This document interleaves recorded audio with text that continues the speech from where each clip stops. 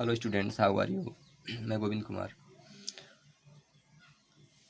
हम लेकर आए हैं कि क्लास 9th का सब्जेक्ट सिविक्स है, लोकतांत्रिक राजनीति। इसके पहले आपने फर्स्ट, सेकंड और थर्ड पार्ट पढ़ चुके हैं। तो लेसन फर्स्ट का चौथा पार्ट शुरू करने जा रहे हैं। चलिए। जिम्बाब्वे का उदाहरण। जिम्बाब्वे का उदाहरण बताता है कि शासकों के लिए बार बार जनादेश पाना लोकतंत्र की एक ज़रूरत है, पर इतना ही पर्याप्त नहीं है। यानी कि जिम्बाब्वे देश का एक जो उदाहरण बता रहा है कि शासकों के लिए बार बार जनादेश जो पाना लोकतंत्र की एक ज़रूरत है। यानी देश के हर जो जनता हैं उनको लोकतंत्र की एक ज़रूरत है, पर इतना ही पर्याप्त नहीं, मतलब कि इतना ही पर्याप्त मतलब नहीं है, यानी कि आगे कुछ और है और इतना से ही ये पूरा पर्याप्त नहीं माना गया है। लोकप्रिय नेता भी अलोकतांत्रिक हो सकते हैं। यानी जो लोकप्रिय नेता भी जो भी बहुत ही हमारे नज़रों में रहते हैं कि हम उनको बहुत अच्छी तरह से जानते हैं कि वह सभी जनता को भलाई चाहते हैं, तो वो नेता भी अलोकतांत्रिक हो सकते हैं। लोकप्रिय नेता भी तानाशाह हो सकते हैं। जो लोकप्रिय नेता है वो भी एक दूसरे को परेशान कर सकते हैं, अपनी मनमानी कर सकते हैं। अगर हम लोकतंत्र को परखना चाहते हैं तो चुनावों पर नज़र डालना जरूरी है। अगर हम अपने लोकतंत्र को पहचानना चाहते हैं तो चुनाव पर नज़र डालना जरूरी है, पर उतना ही ज़रूरी है कि चुनाव के पहले और बाद की स्थितियों पर भी नज़र डाली जाए। जो चुनाव है उसके पहले और बाद में भी क्या है, कैसे है, उनका जांच पड़ताल भी करना जरूरी है, उन पर नज़र डालना जाए।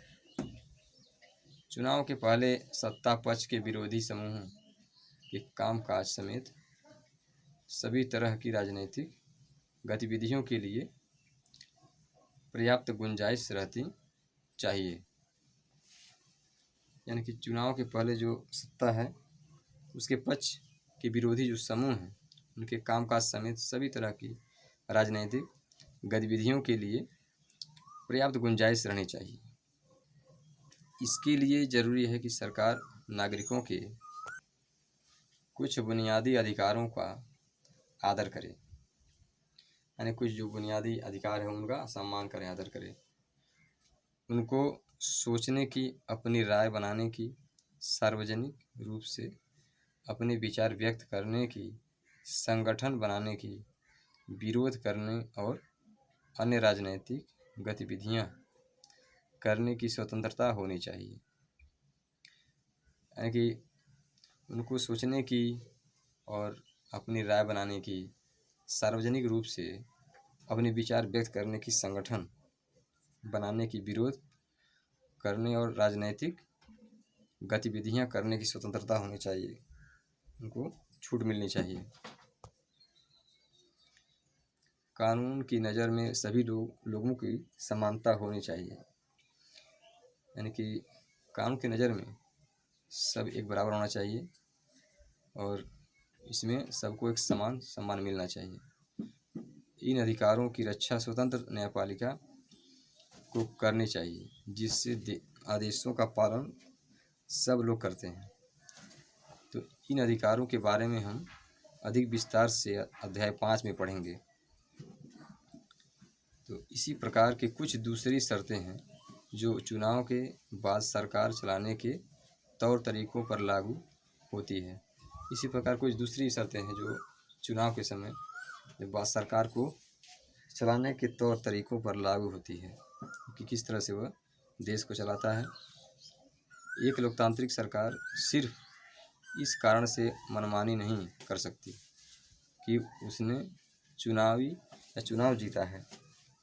यानी कि इस तरह से कोई भी सरकार मनमानी नहीं कर सकता है।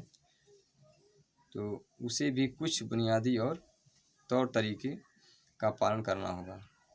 तो जो तरीका है, जो नियम है, उसका पालन करना होगा। ख़ास तौर से उसे अल्पमत वाले समूहों को दी गई कुछ गारंटियों का आदर करना होता है। तो जो भी समूहों को किसी प्रकार का भी जो गारंटी है, उनका आदर करना होता है। हर प्रमुख फैसला लंबे विचार विमर्श के बाद लेना होता है। यानी कि हर तरह से जो फैसले हैं उनका विचार विमर्श करके उसको भली भांति जान के उसके बाद उनकी फैसला को लेना होता है। हर पदाधिकारी को उस पद के साथ जुड़े अधिकार और जिम्मेदारियां संविधान द्वारा दी जाती हैं। हर पदाधिकारी जो अधिकारी हैं, वहाँ के भी कर्मचारी, यानी उनको उस पद के साथ जुड़े अधिकार और साझेदारी संविधान द्वारा दी जाती है। ये सभी न सिर्फ जनता के प्रति उत्तरदायी हैं, बल्कि अन्य स्वतंत्र अधिकारों के प्रति भी उनकी जवाबदेही होती है अन्य स्वतंत्र अधिकारों के प्रति भी जब उनकी जवाबदेही होती है, उनको जवाब देना पड़ता है। इसके बारे में हम ज़्यादा विस्तार से अध्याय 4 में पढ़ेंगे। अंतिम विशेषता को रेखांकित कर सकते हैं। एक लोकतांत्रिक सरकार संवैधानिक कानूनों और नागरिक अधिकारों द्वारा खींची लक्ष्मण रेखाओं के भीतर ही काम करती है। कहीं एक लोकतांत्रिक जो सरकार है, संवैधानिक सभी तरह से जो वैध है, कानूनों और नागरिक अधिकारों द्वारा खींची जो लक्ष्मण रेखाओं के भीतर ही काम करती है। परिभाषाओं का सारांश पढ़ेंगे अब कि आइए अब तक हुई चर्चा को समेटें। हमने लोकतंत्र की इस सरल सी परिभाषा से बात शुरू की थी कि लोकतंत्र सरकार का एक ऐसा रूप है जिसमें शासकों का चुनाव लोग करते हैं। हमने इसके बारे में भली बात जानना था पहले पार्ट में, तो यहाँ पर भी दिया हुआ आपका देखिए कि लोकतंत्र सरकार का एक ऐसा रूप है जिसमें शासकों का चुनाव लोग करते हैं। हमने पाया कि जब तक हम इसके कुछ प्रमुख शब्दों के बारे में और स्पष्ट न हो जाए तो यह परिभाषा पर्याप्त नहीं है। कि जब तक कुछ प्रमुख शब्दों के बारे में स्पष्ट न हो तब तक यह जो परिभाषा है वो पूरी नहीं है। अनेक उदाहरणों के जरिए हमने शासन के एक तरीके के रूप में लोकतंत्र की चर्चा विशेषताओं को रेखांकित किया। इसके अनुसार लोकतंत्र शासन का एक ऐसा रूप है जिसमें लोगों द्वारा चुने गए शासक ही सारे प्रमुख फैसले करते हैं। यानी कि जो लोगों द्वारा चुने हुए गए जो शासक हैं वह ही सारे जो है बहुत से प्रमुख फैसले करते हैं। चुनाव लोगों के लिए निष्पक्ष अवसर और इतने विकल्प उपलब्धता कराता है कि वे चाहें तो मौजूदा शासकों को बदल सकते हैं। इस तरह से अगर वो चाहें तो किसी भी सरकार को वो लोग हटा सकते हैं और जो उनके नज़रों में अच्छे हैं उनको सत्ता संभाले देने का आदेश दे सकते हैं। इस चुनाव से बनी सरकार संविधान द्वारा तय बुनियादी कानूनों और नागरिक अधिकारों के दायरे को मानते हुए काम करती है। और इस तरह से जो चुनाव है, इस चुनाव में जो सरकार बनती है वह बनी सरकार संविधान द्वारा तय होता है और बुनियादी कानूनों और नागरिक अधिकारों के दायरे को मानते हुए काम करती है। यानी कि संविधान के द्वारा उनको चलना होता है और अपने कार्य को करना होता है। तो इस तरह से ये आप लोगों का वीडियो चौथा पार्ट था लेसन फर्स्ट का, और इसके बाद हम लेकर आएंगे नेक्स्ट पार्ट। तब तक जो आप इसमें पढ़े हैं उनको ठीक से समझें और पढ़ें। नेक्स्ट वीडियो जल्दी हम लेकर आएंगे। Thank you.